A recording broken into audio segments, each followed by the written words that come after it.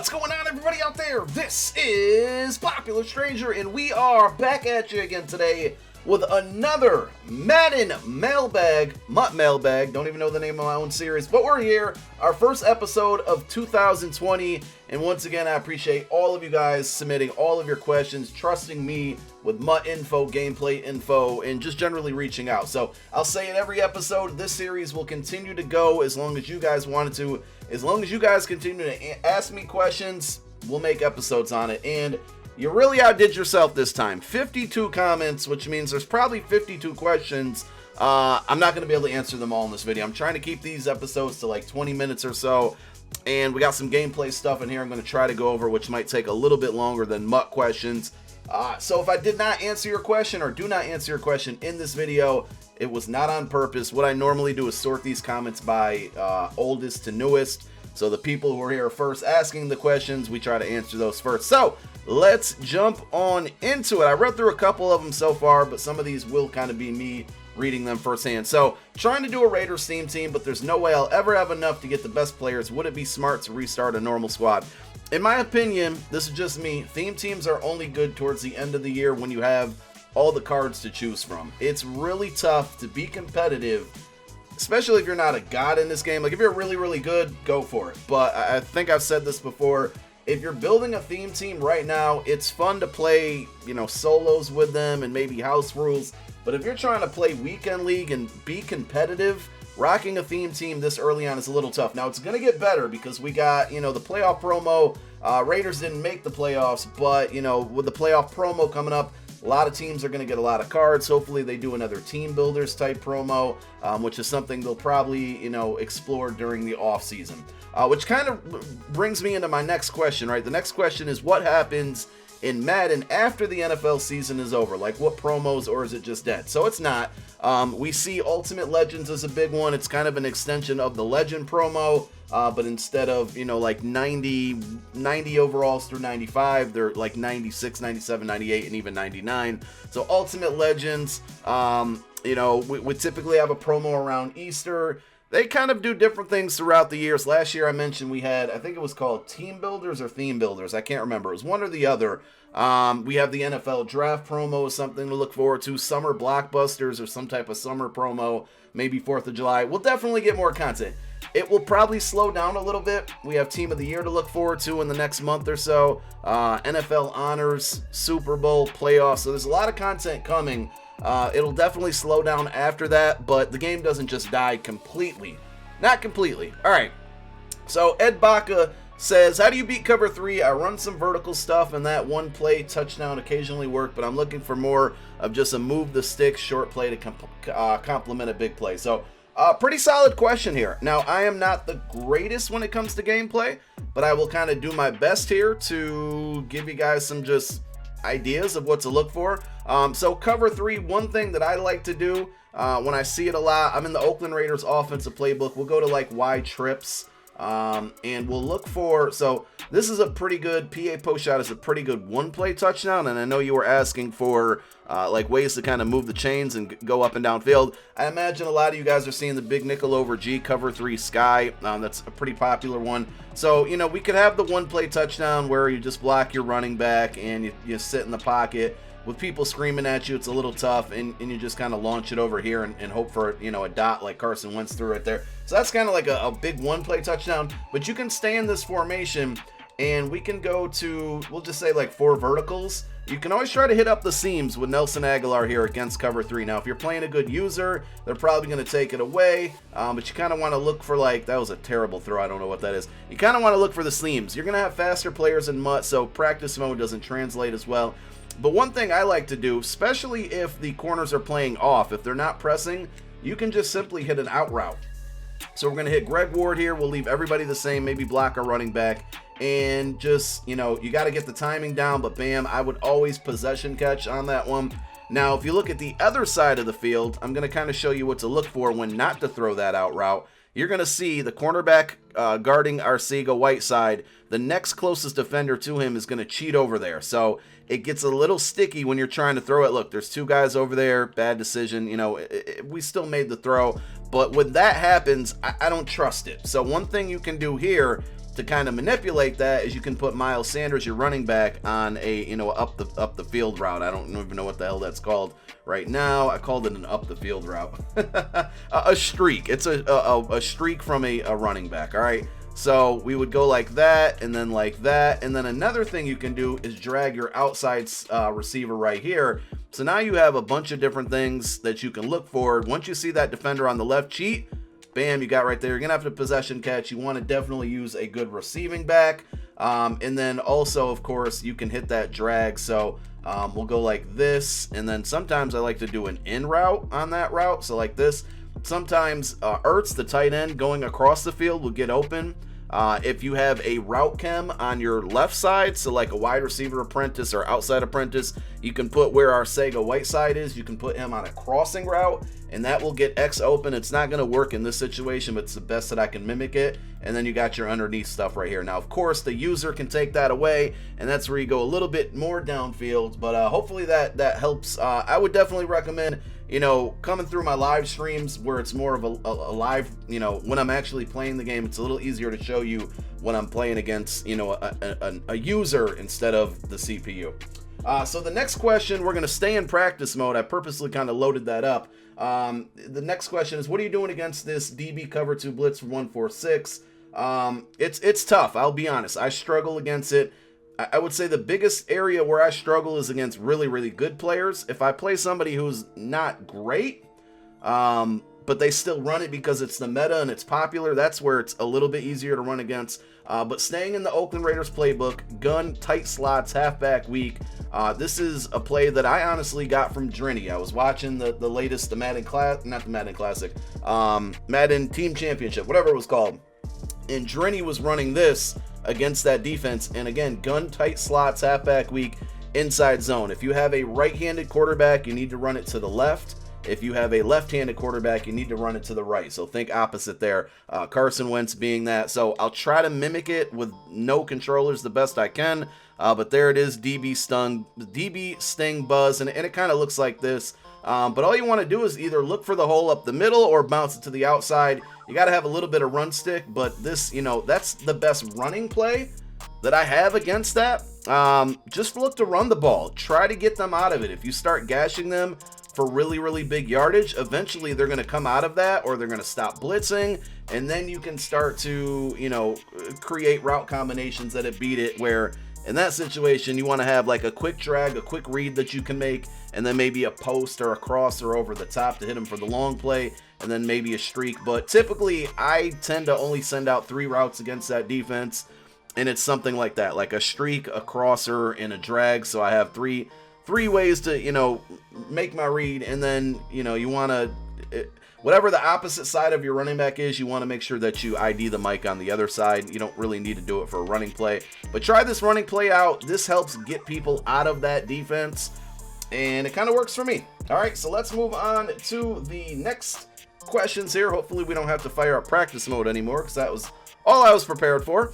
Let's see here. Looking to upgrade my free safety position. Should I go for out of position Kelvin or Lott or Sean Taylor? I have about $2 million, but I don't want to spend an arm and a leg. If you don't want to spend an arm and a leg, go with Ronnie Lott. He was a little disappointing for me personally. A lot of people had success with him. If you haven't used or haven't earned your 95 overall power-up pass, I would definitely recommend using it on Sean Taylor.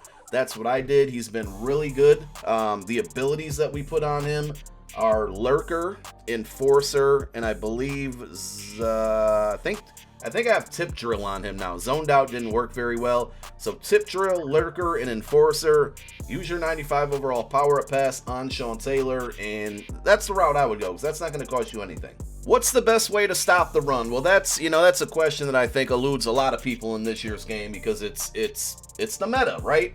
The best thing that I found, and I am in the Jets defensive playbook, it's in a lot of other playbooks as well.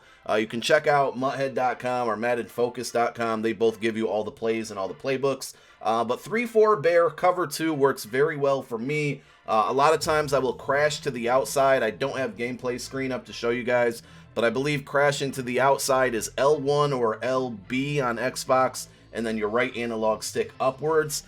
Crashing to the outside is what I do to stop the stretch, and then when I think somebody's kind of, going to give me a halfback dive. We crash to the middle, which is L1 or LB, and then down on the right analog stick. But 3-4 bear, cover 2. I got to give Playbook GG a plug, man. They have a really, really good 3-4, in general ebook out there. And if you want to sign up for it, give it a try for 1 month. It's $9.99. There is a link down below in the description of this video on my link to sign up for Playbook GG. I would definitely recommend it. What players do you think are must-haves coming out of the Zero Chill promo? The great thing about the Zero Chill promo is there's a lot of good cards. No blitz offers, disappointing.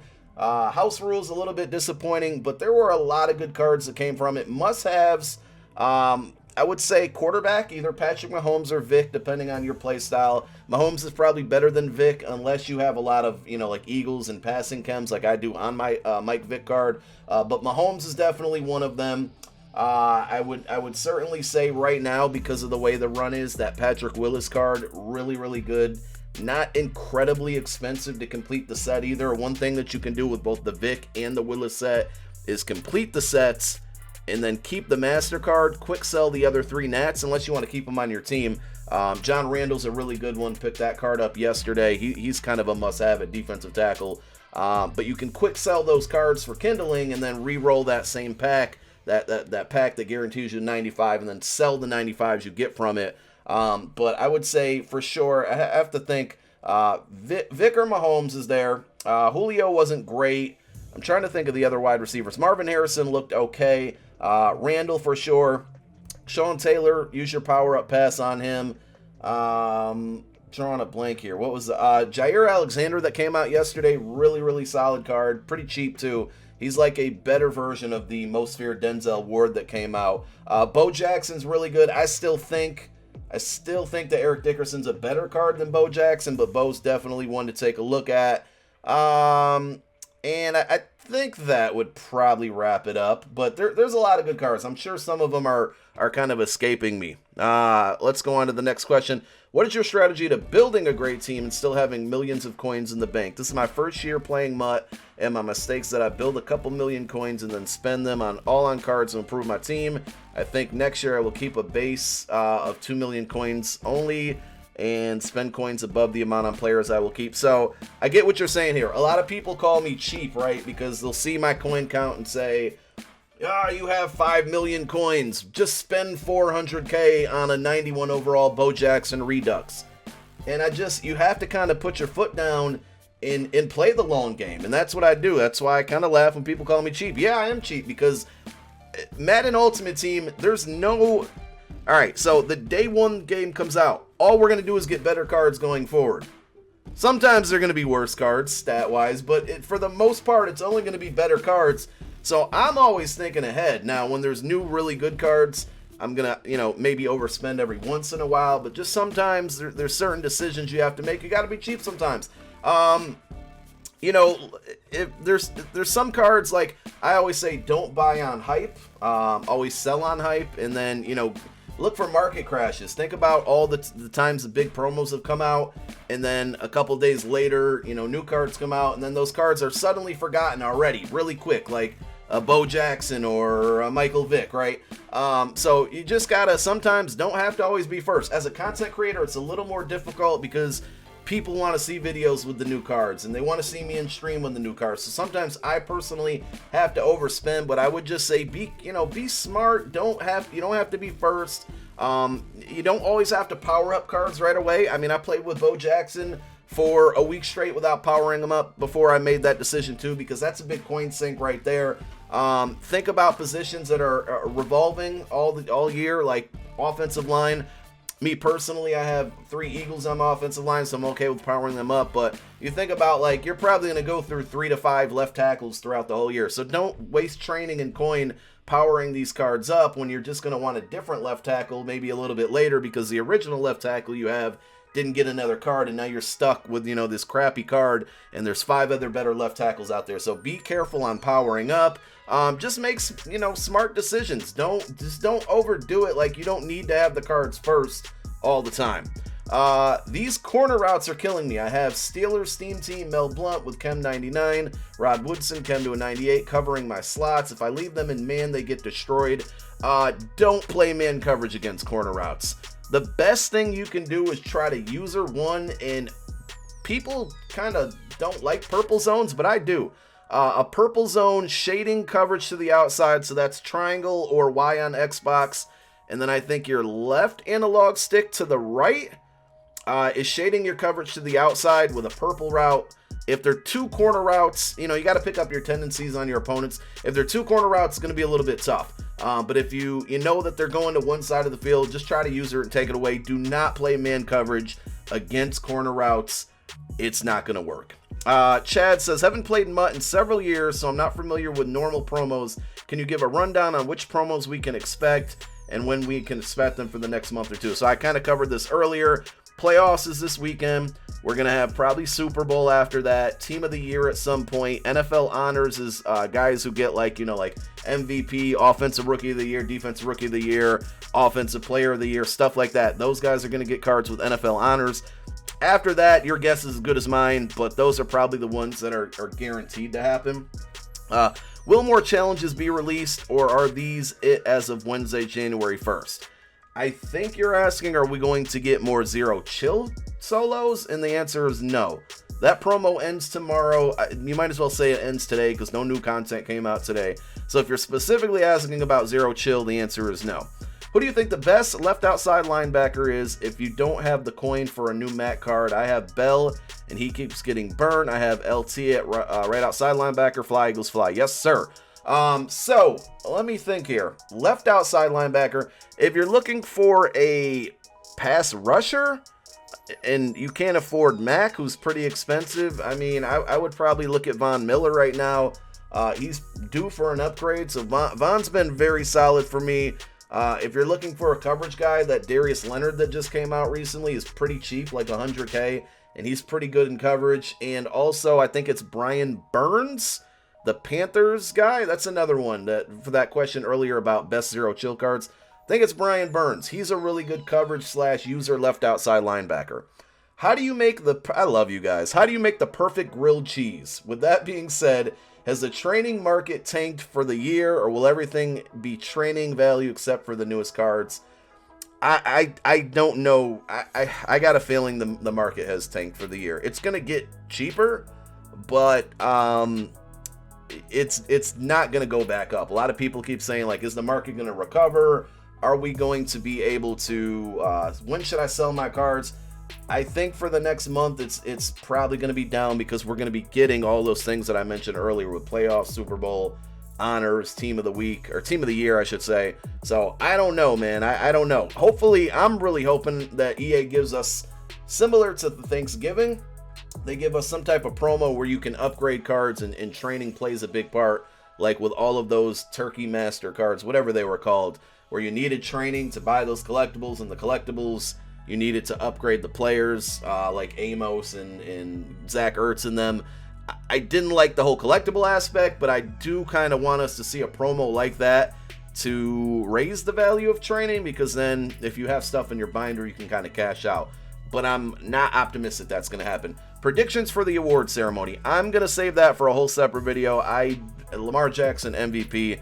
Miles Sanders, Offensive Rookie of the Year. That's all I got. I have the 95 NFL 100 Randy Moss, but when I start him at receiver, it starts him on kick return as well. This therefore takes away his X factor on my first play. How do I make it so he can be the starting receiver but not on kick return? So I haven't run into that problem, but let me just kind of go over to my lineup here. The only thing that I would recommend is go to your adjust lineup and then go over to special team and fill out like kick returner 1, 2, and 3. I would recommend, and obviously I don't have it, I think they put D on here for me. I would recommend if you have any like tight ends, put them in there that are good run blockers. Like I could put Kittle, or if you have wide receivers that have solid run blocking, just put somebody right here, and that should take away Moss. Because I think by default they put you your next fastest like skill position player, I think they put them at kick returner or kick returner number 2. So just put somebody else in this position on your lineup, and I believe that would solve your problem. Okay, moving on to the next one. It says, I bought McCaffrey's power-up after I pulled his 94-0 chill in a pack, but when I go to upgrade the power-up card, it makes me buy his other cards before I can get to the place of the 0 chill. Am I doing it wrong? No, you're not. That's how power-ups work, and that's the big situation that stinks right now with like Bo Jackson, Patrick Willis, Michael Vick, Randy Moss. Is there's a card in between his power-up and his newest card, and sometimes those pricings can get expensive. So no, that's not a glitch or anything. You have to buy his base elite in order to continue down that power-up path. The days you level up, you can only do the daily task twice. Does both count towards the rewards?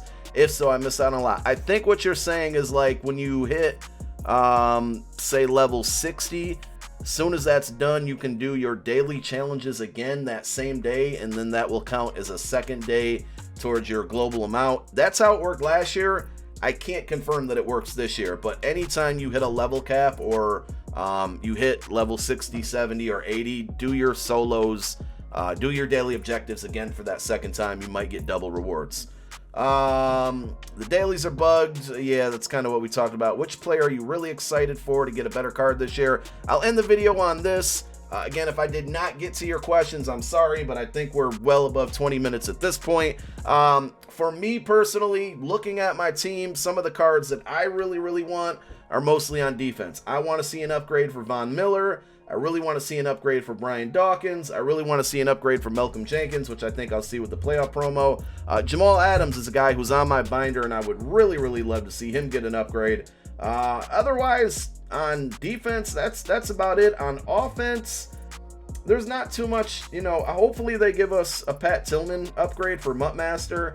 Maybe Christian Okoye, because he's one of my favorite cards this year. But you guys let me know down below in the comment section, who do you want to see upgrades? We'll be exploring that through another video. I like to do that maybe once a month where we, go through each NFL team and pick one upgrade for each guy or each team. So, again, I apologize because of the volume of questions. We're going to try to do another episode maybe Sunday. Look out for another post. If I didn't answer this question or your question in this video, don't be afraid to re-ask it in the next post. But that's all I got, man. Thank you guys so much for tuning in. My name is Popular Stranger. I'm out. Peace.